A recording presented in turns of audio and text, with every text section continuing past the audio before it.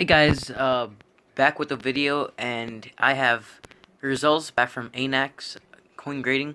I've sent 5 orders to them, and I've been happy with their service. They have relatively cheap grading costs, and I was happy with this order. And I decided that because there weren't any videos on YouTube, I'd go ahead and make a video with me unboxing the results. So here it is. So to start off the order, I sent a coin that's completely circulated, but it's unclean, so it's got a designation of poor 1. And these actually cost a lot of money, because they are quite rare in poor 1, and being unclean, they probably spent 70 years in someone's pocket. So paid $20 for this, and now it's worth probably 120 to 150 bucks. That's a good profit. Next, I sent this toned buffalo in 1935, and I got an MS64. I was expecting a little bit higher, but it's got good toning. I paid $30 for it plus $10 to grade, and it's probably worth about 90 to 100 now. So that was good. I sent another 1935 in, but this one had just a bit of rub on the top of the head, so it got an AE58, which was quite disappointing. But again, I didn't spend too much money on it, so maybe lost about $10 there in grading. I sent a 1926 pink toned buffalo nickel, and it got an MS63, so not bad, not great, but it's nicely toned, and I think that I made about 30 to 50 bucks on this one. So next, I sent this toned Lincoln cent, and these are quite rare toned, and they probably spent maybe 20 years in a cigar box somewhere. But 1959 MS66 RB, and actually, because not many of these are graded, this is the highest RB ever graded, red brown, so pretty good.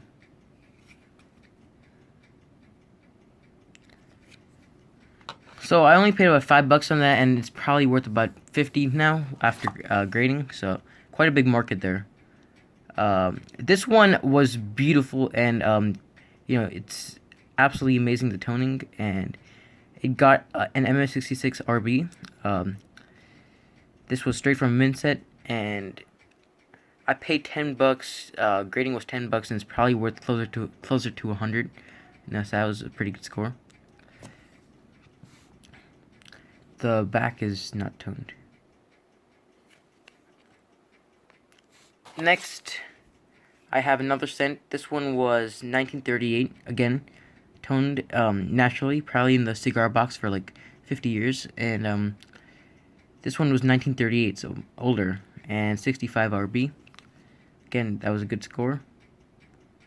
There's quite a big market for these, especially on Instagram, so and they look pretty cool.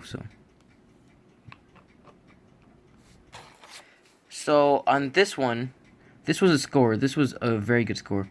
I bought it as just an uncirculated Morgan dollar, and I asked on Facebook what this would get as a grade, and everyone was like MS64, MS63, and I knew they would get a 65, so I sent it in, and now that I got that gem grading, it's worth about 150 bucks, and I paid 40, so it's worth about 120. So I did make 70 bucks on that, and also I proved some people wrong, so pretty good. Just the feels are very clean on this one, and it's a nice coin. Next, I have this 1887 Morgan.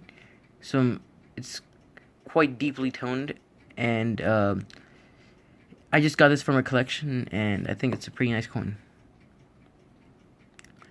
It's blue on the reverse and slight pink on the obverse.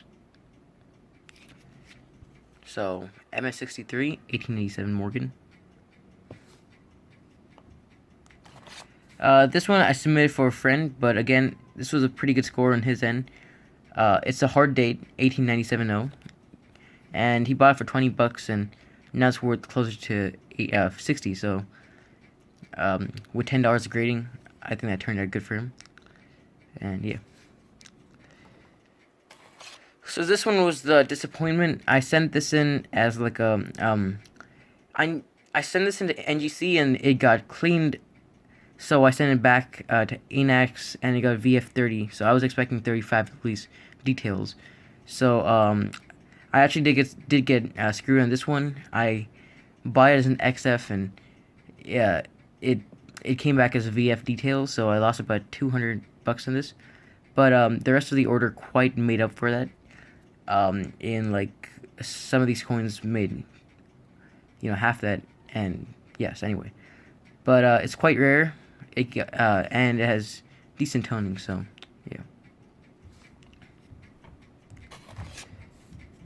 yeah. This coin was actually in a MS64 FVL holder from PCGS, but the obverse was completely black, plus it was rusted, and inside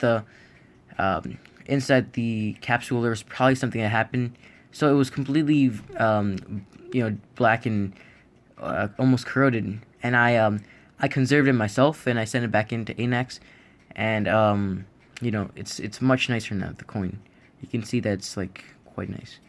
And again, this was to prove someone wrong. They said that I didn't know what I was doing and I didn't know how to conserve coins, and well, worked out. Next, this was quite amazing. This quarter got unclean, naturally toned, and this all happened naturally in some min set or something. But it's light blue, and it got a proof 65.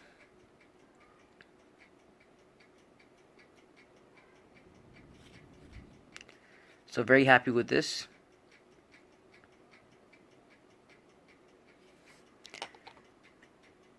Next, I sent in this F12 Seed of Liberty quarter from 1854. Now, what's really cool about this, and let me see if I can get this on camera. This was toned, and I'll see if I can get this. It was rainbow toned, and I can get better pictures of this, but on video, quite nicely.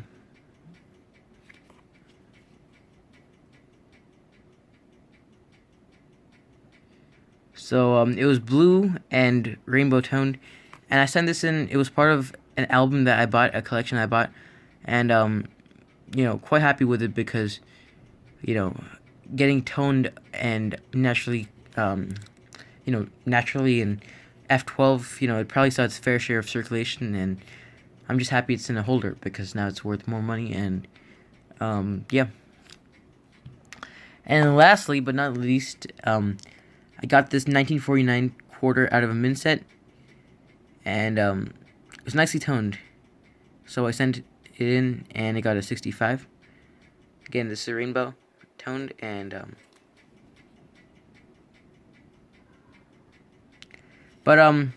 yeah, there you have it. So submitted all these coins to ANACS, and they took about 2 weeks more than they should have, but PCGS does that, and they only cost about $10 a coin. And there is a market for ANACS graded coins, especially on Facebook, Instagram, where people ANACS is quite accurate with their grading. I actually know someone who sent an AU58 from ANACS to NGC and they got a 64 plus. So they are accurate, or sometimes they're even harder on some coins. But for $8, $10 a coin, that just made sense to me because of how many coins I had, which was 16, and I didn't want to pay like $500 off of just grading fees. But overall, very happy with the results, and probably do some more business with them. But thanks for watching, and bye.